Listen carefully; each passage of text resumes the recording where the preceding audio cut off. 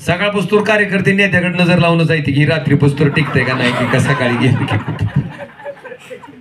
रोज नजर लावून आहे ती.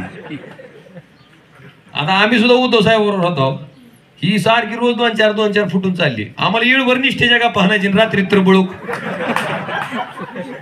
गेलं गेलं गेलं गेलं. अरे म्हणलं निष्ठा. मला तुम्हाला एक नम्र आवाहन करायचंय की जन पार्टी बदलली असत स्वतःच्या स्वार्थासाठी, ती माणूस तर किती बी पैसे खर्च करून निवडून नाही आला पाहिजे. बघा तुम्हाला तुमची जबाबदारी आहे, बिलकुल निवडून आला नाही पाहिजे.